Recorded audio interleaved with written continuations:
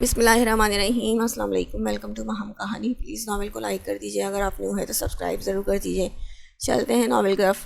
حریم ٹیڑھی نظروں سے اس کو دیکھ کر بولی تو درید کو زبردست قسم کا کھانسی کا دورہ پڑا تھا۔ آپ ٹھیک ہیں؟ حریم اس کے سینے پر سر اٹھاتی فکر مندی سے پوچھنے لگی۔ ہاں میں ٹھیک ہوں، مگر زوجہ آپ یہ بتائیں کہ میری جاسوسی کب سے کرتی آئی ہیں اور میں نے اپنے والیٹ میں کس چڑیل کو جگہ دی ہے؟ درید واپس اس کو اپنے حصار میں لے کر بولا۔ آپ کچھ بھی کہیں، ورنہ والیٹ اور دل میں پہلے سے ہی آپ کے کوئی اور ہے۔ حریم دکھی دل سے بولی۔ تو کیا میں 20 سال کا نوجوان 8 سال کی بچی کے ساتھ آنکھ مٹکا کرتا؟ اتنا بھی خیر میں نظر باز نہیں تھا۔ میں نے اپنا بچہ سمجھا تھا، مگر مجھے کیا پتا تھا تم میرا بچہ نہیں بلکہ میرے بچے کی اماں بنو گی۔ درید کہا لگا کر بولا تو حریم کا چہرہ سرخ ہوا تھا۔ یوں بات نہ بدلے، ہم سیریس ہیں۔ حریم خود کو کمپوز کرتی اس کے سینے پر ہاتھ مار کر خفگی سے بولی۔ اچھا میری زوجہ محترمہ سیریس ہیں تو ہم بھی سیریس ہوتے ہیں۔ درید مسکراہٹ ضبط کرتے اپنا ہاتھ بڑھا کر سائڈ ٹیبل سے اپنا والیٹ اٹھا کر بلب آن کیا۔ حرم اٹھ جائے گی۔ حریم بیبی کاٹ کو دیکھتی درید کو گھور کر کہنے لگی، نہیں اٹھتی، اور ویسے بھی بچوں کو ان چیزوں سے فرق نہیں پڑتا۔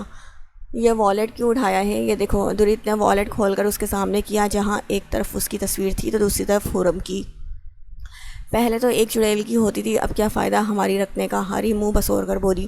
تمہیں یہ تو پتہ ہے کہ یہاں کسی چڑیل کی تصویر ہوا کرتی تھی، مگر یہ نہیں پتہ اس چڑیل کے ساتھ ایک پری کی تصویر بھی ہوا کرتی تھی۔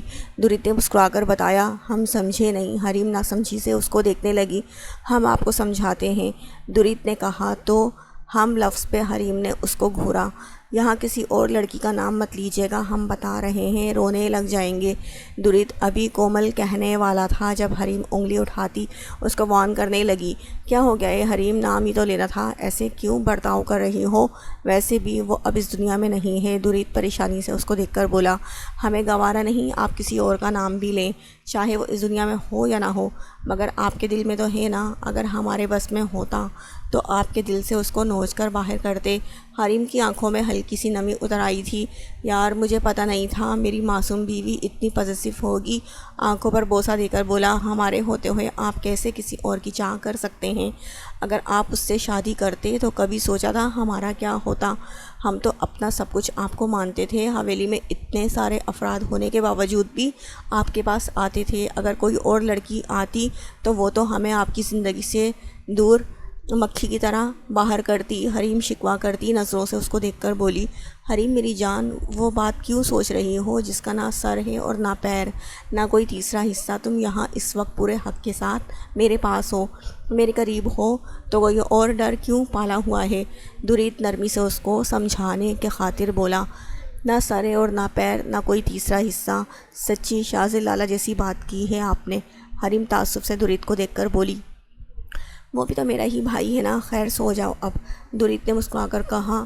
تو حریم نے سونے کے لیے آنکھیں مون لیں۔ آج آروش کی رخصتی کا ایونٹ تھا جس پر مختصر لوگوں کو انوائٹ کیا گیا تھا۔ مردوں کے بیٹھنے کی الگ جگہ تھی تو عورتوں کی الگ۔ حویلی سے کلثوم بیگم، فاریہ بیگم، ماہی اور حریم آئی ہوئی تھیں، جبکہ مرد حضرات میں تمام مرد شامل تھے۔ زیادہ اوور بنا دیا ہے، مجھے نہیں پسند یہ سب۔ آروش مرر میں اپنا عکس دیکھ کر ماہی سے بولی۔ ماہی جس نے زبردستی اس کے چہرے پہ ہلکا سا میک اپ کیا تھا۔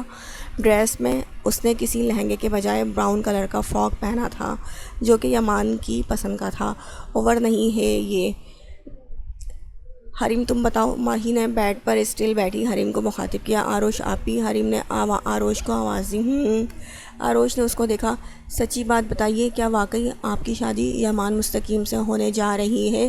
ہمیں یقین نہیں آ رہا آپ ایک سنگر کی بیوی بننے والی ہیں۔ حریم کے لہجے میں بے یقینی صاف آ تھی جس کو محسوس کرتی آروش مسکرا دی تھی۔ اب وہ سنگر نہیں ہے، سنگنگ کو اس نے خیر بات کہہ دیا ہے۔ ماہی نے جواب دیا۔ جو بھی، مگر تھے تو ایک مشہور ہستی نا، ٹیلنٹ تو ان میں اب بھی موجود ہوگا جو مجھے لگتا ہے وراثت میں ان کے بچوں کو ملے گا۔ اگر بیٹے کو ملا تو اچھی بات ہے، دوسرا یمان مستقیم زندہ ہوگا، اگر بیٹی کو ملا تو کچھ اچھی بات نہیں، کیونکہ وہ تو دنیا میں اپنی آواز پہنچانے سے رہی۔ حریم فضول کو ہی مت کرو، آروش نے اس کو ڈپٹا، جبکہ ماہی نے مسکراہٹ ضبط کی۔ آپ کے دل میں تو لڈوؤں کی فیکٹری پھوٹی ہوگی، سچی ایسا ہمسفر جو ملا ہے۔ حریم اپنی ہی دھن میں مگن تھی۔ حریم، آروش نے تنبیہ کی۔ تبھی کمرے میں زوبیہ بیگم، کلثوم بیگم اور فجر داخل ہوئیں۔ ماشاء اللہ، بہت پیاری لگ رہی ہو، کلثوم بیگم اس کے ماتھے پہ بوسہ دے کر بولی۔ شکریہ، آروش مسکرائی۔ آؤ، تمہیں یمان کے کمرے میں چھوڑ آنے کا وقت ہو گیا ہے، فجر نے کہا تو آروش کی نظریں ماہی پہ پڑیں، جو معنی خیز مسکراہٹ سے اس کو دیکھ رہی تھی۔ پھر آروش کی نظر حریم پر پڑی، جو مسکراہٹ ضبط کرتی یہاں وہاں دیکھ کر بے نیازی کا مظاہرہ کر رہی تھی۔ ان دونوں کو دیکھ کر آروش کو خواہ شرم محسوس ہونے لگی۔ مجھے تم سے بات کرنا تھی، آروش کو کمرے میں بٹھانے کے بعد فجر نے اس سے کہا۔ کون سی بات؟ آروش نے سوالیہ نظروں سے اس کو دیکھ کر بولی۔ میں نے تمہیں بہت باتیں سنائی تھیں جب تم ہمارے گھر آئی تھی، تو فجر نے کہا تو آروش خاموشی سے بس اس کو دیکھنے لگی تھی۔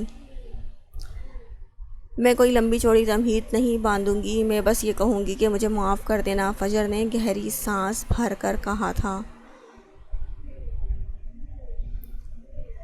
میرے اندر آپ کے لیے کوئی کینہ نہیں ہے، آروش نے جواباً کہا۔ تم اچھی ہوگی یا اچھی ہو، تم میں کوئی تو بات ہوگی جو یمان تمہارے لیے اتنا پریشان ہوتا ہے، تمہیں اتنا چاہتا ہے۔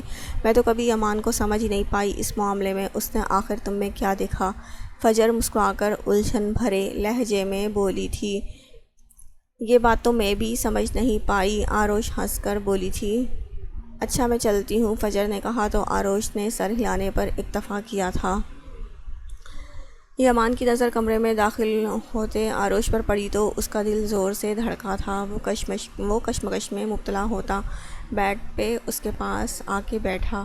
یمان کے بیٹھتے ہی آروش نے نظر اٹھا کر یمان کو دیکھا، جو اپنے ہاتھوں کو دیکھ رہا تھا۔ یہ اتنا چپ کیوں ہو گیا ہے؟ آروش نے اس کو دیکھ کر بے ساختہ سوچا۔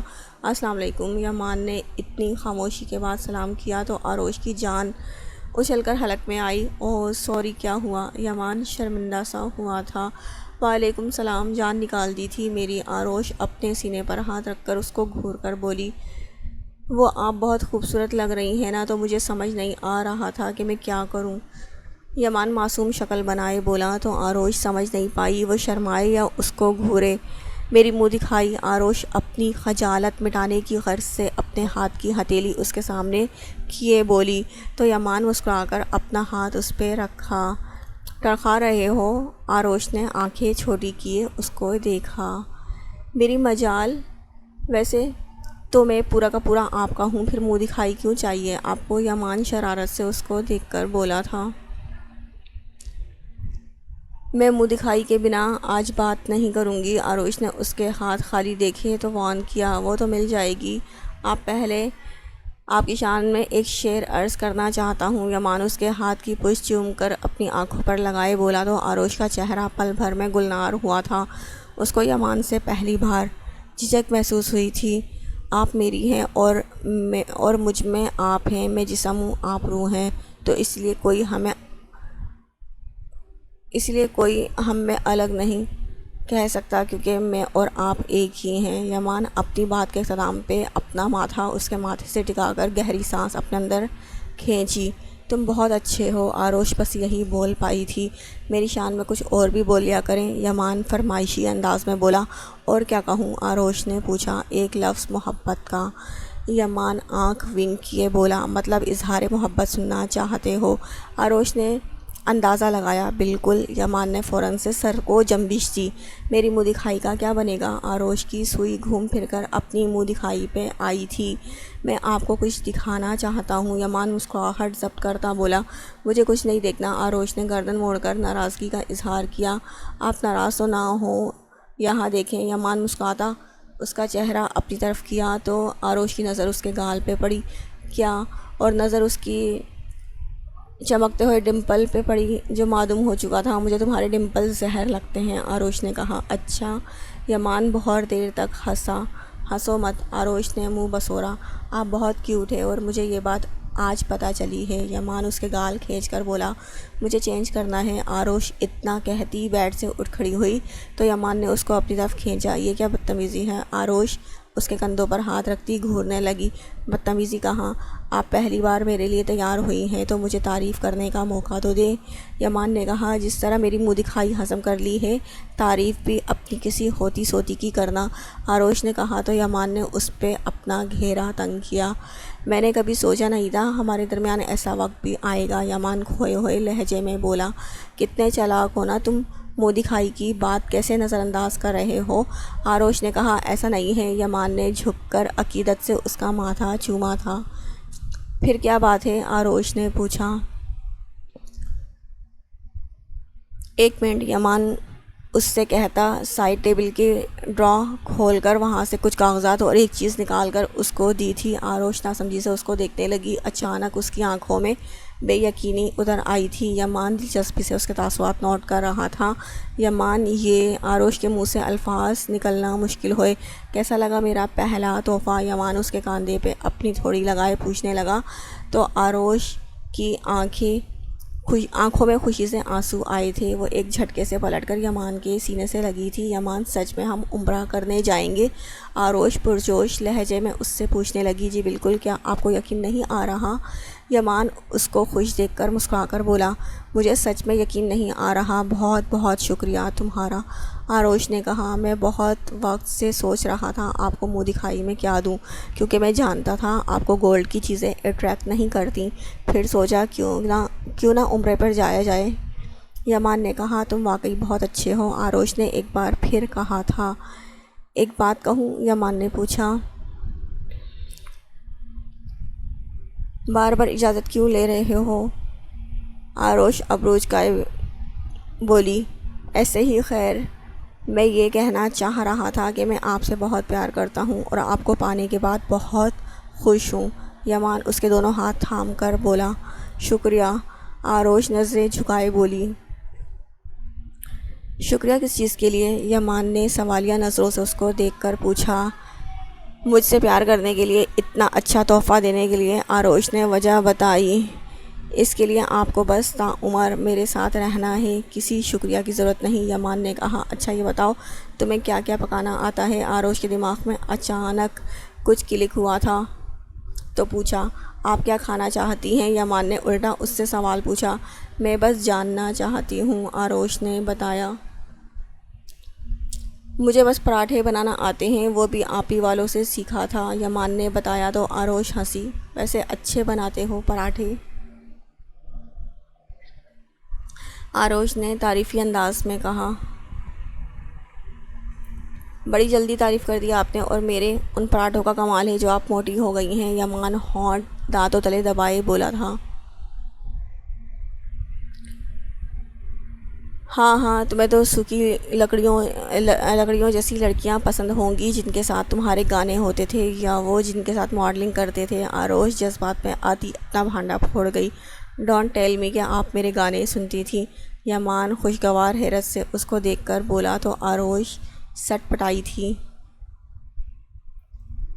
ایسا کچھ نہیں، وہ تو میں نے تکا لگایا، آروش نے بات سنبھالی۔ اچھا، آپ کہتی ہے تو مان لیتا ہوں، ورنہ مجھے یقین نہیں آ رہا۔ یمان نے کہا، اچھا میں اب چینج کرنے جا رہی ہوں۔ آروش نے اپنا ہاتھ اس کے ہاتھ سے چھڑوا کر بولی، جلدی آئیے گا، مجھے بہت باتیں کرنی ہیں آپ سے۔ یمان نے اپنا ماتھا اس کے ماتھے سے زور سے ٹکرا کر بولا، ساری رات مجھے واش روم میں قیام کرنا ہے۔ آروش جل کر بولی تو یمان کا کہا چھوٹ گیا تھا۔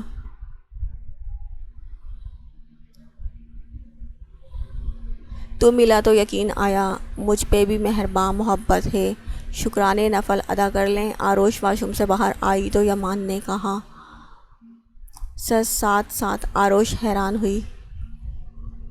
جی، یمان نے کہا، ضرور۔ آروش کی زبان جانے کیوں لڑکھڑائی تھی۔ میں چینج کر آؤں؟ یمان اتنا کہتا جلدی سے واش روم کی جانب چلا گیا، جبکہ آروش کو اب بھی اپنی قسمت پر اعتبار نہیں آیا تھا۔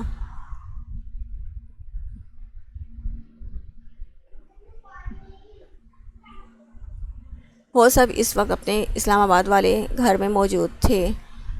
زین لالا کی شادی ہے اور میں پورے ایک ماہ اپنے گھر رہوں گی، اتنا وقت ہو گیا ہے گھر نہیں گئی۔ کچھ یاد آتے ہی ماہی شازل کے پاس کھسک کر بتانے لگی، ایک ماہ کس خوشی میں رہو گی؟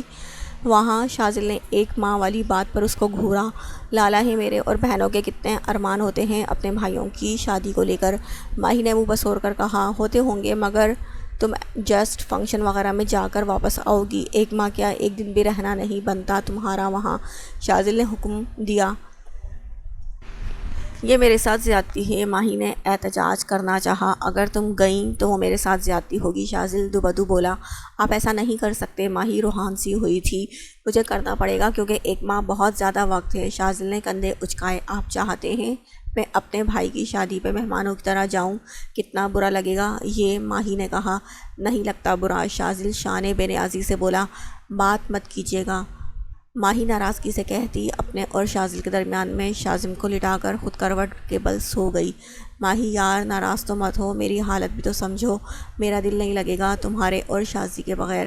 شازل اس کے عمل پر گہری سانس بھر کر بولا، مگر ماہی نے کوئی جواب نہیں دیا۔ ماہی، شازل نے اس کو آواز دی۔ ماہی میری آواز کو نظر انداز مت کرو۔ شازل کو برا لگا، تبھی ضبط کیے بولا، مجھے آپ سے بات ہی نہیں کرنی، اس لیے آواز مت دیں۔ ماہی نروٹے پن سے بولی تو شازل نے درمیان میں لیٹے شازی کو بیبی کاٹ میں لٹایا اور خود بیڈ پہ آ کر اس کو اپنے حصار میں لے لیا۔ ناراض ہو؟ شازل نے جاننے کے بعد بھی پوچھا۔ چلو ایک ماہ نہیں، ایک ہفتہ رہ لینا۔ اس کی ناراضگی پہ شازل دل پہ پتھر رکھ کے بولا، اس احسان کی بھی ضرورت نہیں، میں جاؤں گی ہی نہیں۔ ماہی کی آنکھیں نم ہوئیں۔ ایک ہفتے سے زیادہ میں رہنے نہیں دوں گا ماہی، کیونکہ مجھے یاد آئے گی تم دونوں کی، کیسے رہوں گا میں؟ شازل پہلی بار بے بس ہوا۔ آپ خود کا نام میرا سوچیں، آپ کو یاد ہے شازی میرے پیٹ میں 2 ماہ کا تھا جب میں گئی تھی، اور اب ماشاءاللہ سے ہمارا بیٹا 1 سال کا ہونے جا رہا ہے۔ میں نے ایک دفعہ بھی چکر نہیں لگایا۔ ماہی اس کی جانب کروٹ لے کر بولی، کیا تم 1 ماہ وہاں رہ لوگی؟ شازل نے سنجیدگی سے پوچھا۔ میرے ماں باپ کا گھر ہے، ظاہر سی بات ہے رہ لوں گی، یہ کیسا سوال ہوا؟ ماہی کو سمجھ نہیں آیا۔ ٹھیک ہے پھر چلی جانا، شازل سنجیدگی سے کہتا اس کے گرد اپنا حصار توڑ کر کروٹ لے کر لیٹ گیا۔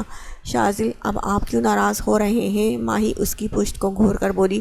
تمہیں فرق نہیں پڑنا چاہیے، شازل نے جتایا۔ آپ شوہر ہیں میرے، آپ کی ناراضگی کا مجھے فرق نہیں پڑے گا، ماہی نے کہا۔ شوہر کی بات کبھی پاس ہوتا ہے کیا؟ شازل نے تنزیہ کہا۔ اچھا ٹھیک ہے، جیسا آپ چاہتے ہیں ویسا ہوگا، ماہی اپنا سر اس کی پشت سے ٹکا کر بولی تو شازل کے چہرے پہ گہری مسکراہٹ آئی۔ سوچ لو، شازل اس کی طرف رخ کرتا بولا۔ سوچنا کیسا، جب کرنا وہی ہے جو آپ نے کہنا ہے، ماہی ناک منہ چڑھا کر بولی تو شازل کی ہنسی چھوٹ گئی۔ میری گولو مولو بیوی بہت عقل مند ہے، شازل شدت سے اس کا ماتھا چوم کر بولا۔ شکر ہے کبھی عقل مند بھی کہا، ماہی منہ بسور کر بولی۔ شازل کچھ کہنے والا تھا، جب شازم کے رونے کی آواز کانوں میں ٹکرائی تو اس نے گھور کر بیبی کاٹ کو دیکھا۔ میرے اس نمونے کو سارا دن چھوڑ کر اس وقت رونا یاد آتا ہے جب ہمیں سونا ہوتا ہے، شازل دانت پیس کر بولا۔ ہاں ہاں ہاں، کیونکہ وہ سارا دن سوتا ہے تبھی، ماہی ہنسی ضبط کرتی بولی۔ ویسے تم نے اچھا نہیں کیا رات والی ڈیوٹی مجھے سونپ کر۔ شازل اس کو دیکھ کر بولا، میں اپنی نیند پوری کر لوں گی اور رات کو اس کی دیکھ بھال آپ کریں گے۔ ویسے کبھی کبھی نا مجھے لگتا ہے جیسے ہماری لو میرج ہے، شازل اس کو دیکھ کر پرسوچ لہجے میں بولا۔ اچھا اور ایسا کیوں؟ ماہی نے دلچسپ نظروں سے اس کو دیکھ کر پوچھا۔ اس درمیان وہ دونوں شازم کو فراموش کر گئے تھے، کیونکہ تم پہلے ہی دن سے مجھے عزیز ترین ہو گئی تھی جب پہلی بار دیکھا تھا، معصوم سی، کیوٹ سی، ڈری سہمی سی۔ شازل نے آج پہلی بار صاف گوئی کا مظاہرہ کیا تھا۔ میں تب آپ کے لیے ایک انجان لڑکی تھی، ماہی نے کہا۔ مگر تم میری بیوی تھی اس وقت، شازل نے کہا تو وہ مسکرائی۔ وہ بیوی جس سے آپ چڑھتے تھے، ماہی نے یاد کرا پایا۔ ہاں، کیونکہ میں تم سے ناواقف تھا، اور اب جب اس وقت کو سوچتا ہوں تو ہنسی آ جاتی ہے، شازل نے بتایا۔ اور اگر آپ کو پتہ ہے میں کیا سوچتی ہوں؟ ماہی نے کہا۔ کیا سوچتی ہو؟ سوال پوچھا گیا کہ اگر کبھی شادی سے پہلے ہماری ملاقات ہو جاتی تو آپ کو کبھی بھی معمولی شکل و صورت والی لڑکی پسند نہ آتی؟ ماہی نے کہا، محبت ہو جاتی، کیونکہ محبت کرنے کے لیے محبوب کا چہرہ خوبصورت ہونا میٹر نہیں کرتا، مجھے تو تمہاری معصومیت اٹریکٹ کرتی ہے، شازل اس کے گال پہ ہاتھ رکھ کر جیسے ہی بولا، شازم نے رونے میں رفتار بڑھائی۔ جائیں، شازی بلا رہا ہے۔ ماہی مسکراہٹ ضبط کرتی بولی، اگر اس نے اپنے کرتوت نہیں بدلے تو وہ دن دور نہیں جس دن میں اس کو باہر پھینک آؤں گا۔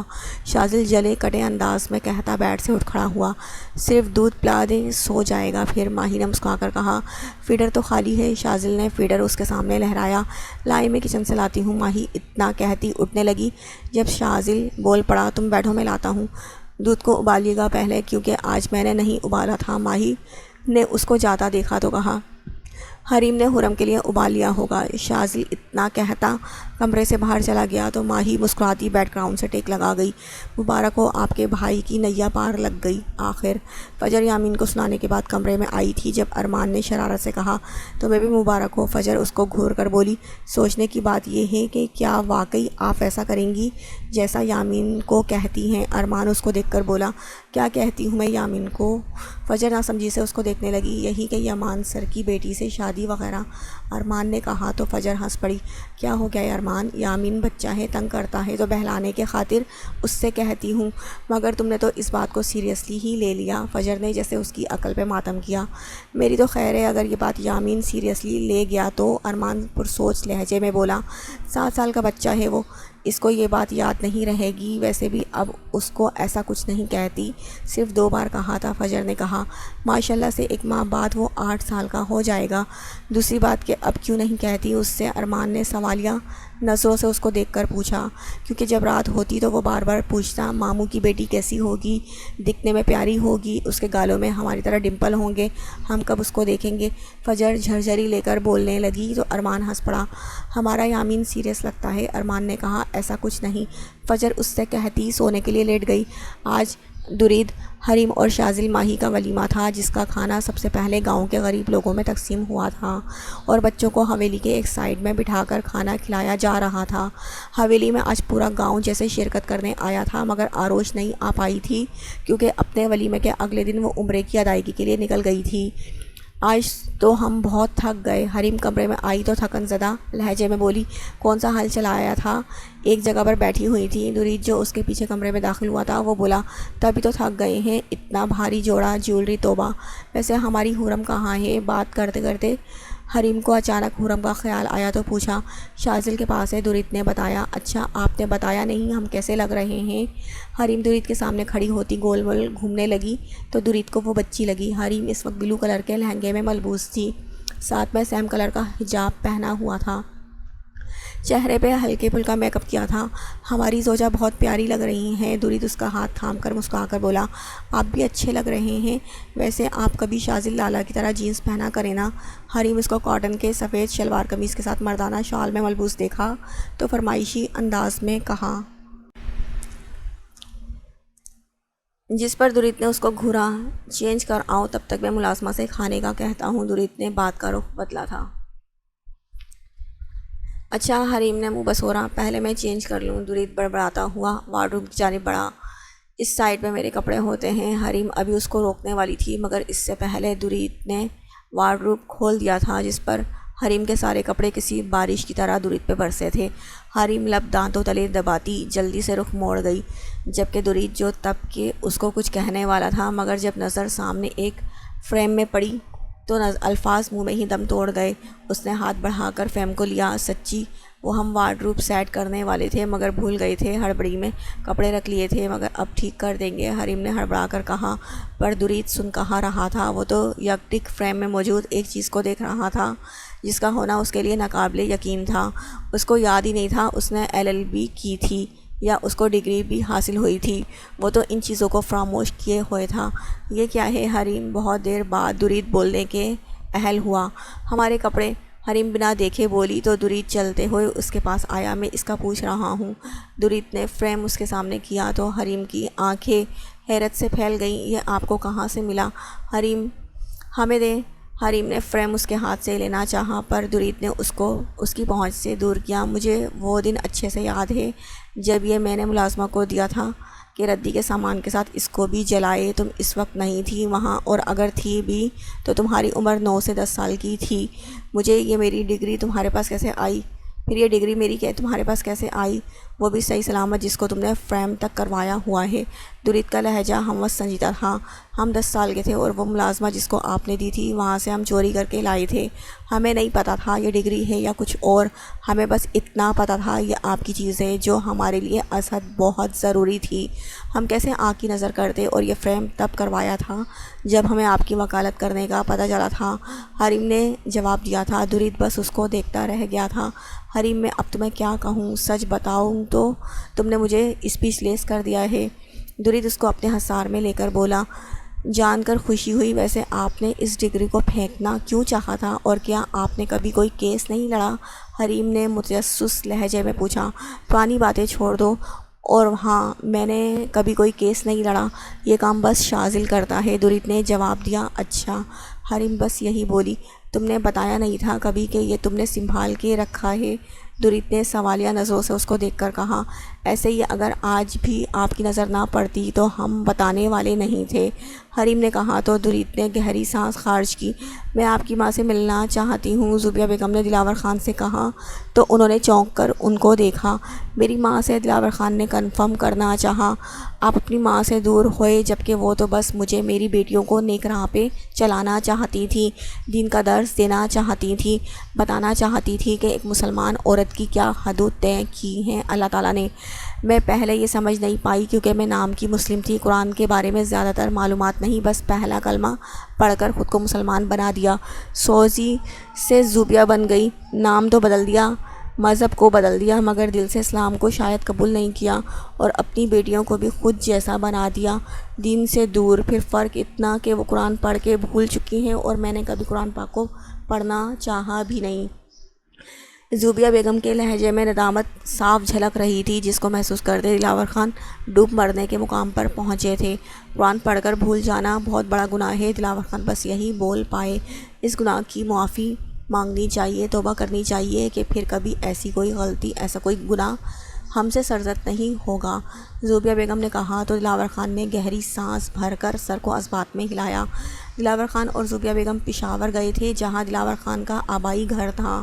انہوں نے اپنے گھر والوں سے، اپنی ماں بہنوں سے معافی مانگی تھی، جس پر ان کی ماں جو اب ضعیف ہو چکی تھی اتنے سالوں بعد اپنے بیٹے کو دیکھ کر خوشی سے نہال ہوئی تھی۔ ساری خطائیں ان کی معاف کر کے انہوں نے آپس میں ہر معاملہ سلجھا دیا تھا۔ تقریباً ایک ماہ وہ پشاور قیام کرنے کے بعد اسلام آباد واپس پہنچے تھے جہاں دلاور خان خصوصی کانفرنس میں یہ اعلان کیا تھا کہ وہ فلم انڈسٹری چھوڑ رہے ہیں۔ یہ خبر سن کر جہاں سب اچانک فیصلے پر حیران و پریشان ہوئے تھے، وہیں آروش بہت خوش ہوئی تھی۔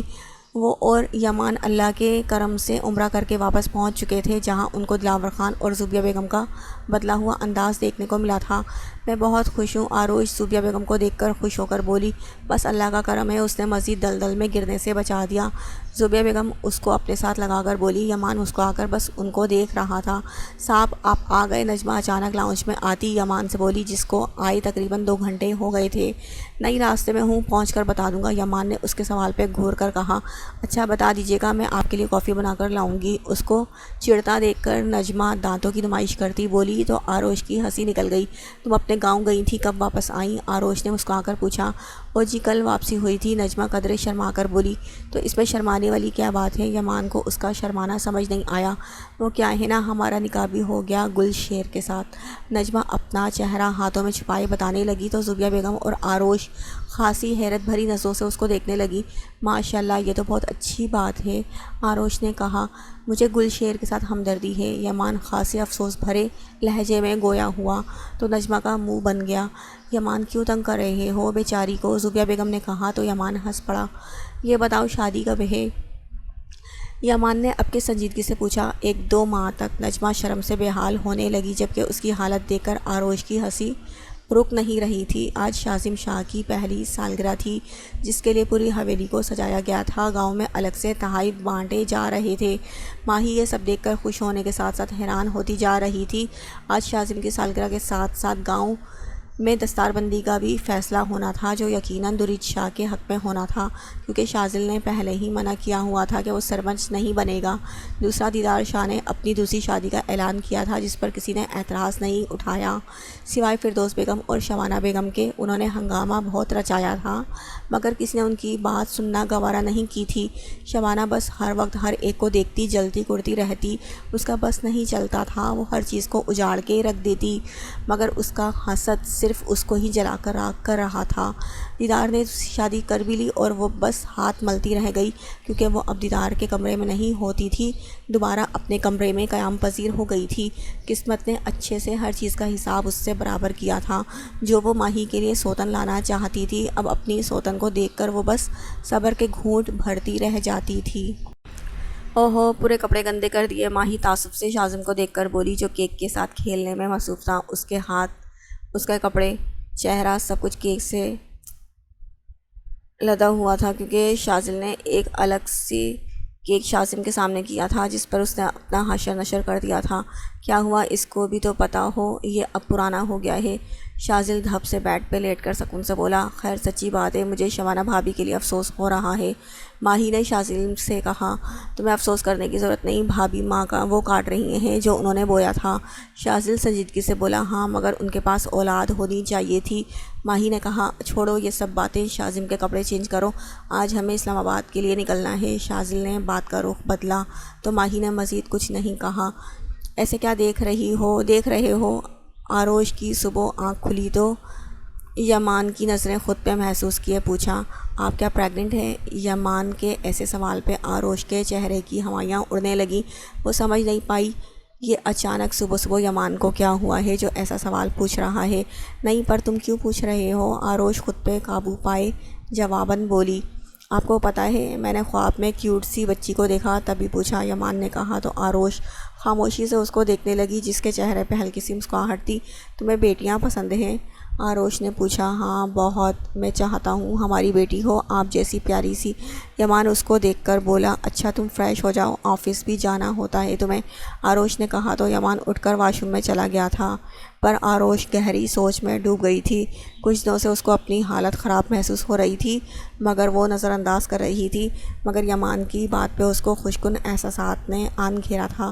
اس نے بے ساختہ اپنا ہاتھ پیٹ پہ رکھا تھا۔ یمان کے آفس جانے کے بعد اس نے کلثوم بیگم کو کال کیے، یمان کے خواب کے بارے میں بتایا تو انہوں نے ایک بات بتائی تھی جس پر وہ عمل پیرا ہوئی تو پازیٹیو رسپانس دیکھ کر آروش کا دل زور سے دھڑکا تھا۔ اس سے اپنی خوشی سنبھالے نہیں جا رہی تھی۔ ارے یمان کتنا خوش ہوگا۔ آروش اپنے منہ پر ہاتھ رکھتی تصور میں یمان کو لائے سوچنے لگی۔ آروش نے سوچ لیا تھا وہ یمان کو سرپرائز دے گی۔ موم، آروش کہاں ہے؟ یمان گھر آیا تو آروش کو دیکھ کر زوبیہ بیگم سے پوچھا، کیونکہ ہر روز وہ اس کے لیے ہال میں انتظار کیا کرتی تھی۔ شاید کمرے میں ہو، میں نے تو نہیں دیکھا صبح سے اس کو، زوبیہ بیگم نے بتایا تو یمان کچھ پریشان ہوا۔ میں دیکھتا ہوں، یمان ان سے کہتا کمرے میں آیا تو جہاں آروش نہیں تھی۔ یمان ایک نظر پورے کمرے میں دوڑا رہا تھا جب ڈریسنگ مرر پر لگی ایک چٹ نے اس کی توجہ اپنی جانب مبذول کروائی۔ یمان ڈریسنگ ٹیبل کے سامنے آتا چٹ اپنے ہاتھ میں لی تو وہاں لکھی تحریر دیکھ کر ساکت سا رہ گیا جس میں محض 3 حروف لکھے تھے، می کم بابا۔ یمان بار بار چٹ کو دیکھتا رہا، اس کی آنکھوں میں بے یقینی صاف ظاہر تھی، دل میں ایک الگ شور برپا تھا۔ یکلخت اس کو آروش کا خیال آیا تو چٹ پہ اپنی گرفت مضبوط کرتا ٹیرس پہ آیا جہاں اس کی سوچ کے مطابق آروش موجود تھی۔ آروش، یمان نے اس کو آواز دی تھی تو آروش نے اس کی جانب اپنا رخ کرتی نظریں چرانے لگی تو یمان کے چہرے پہ گہری مسکراہٹ چھائی۔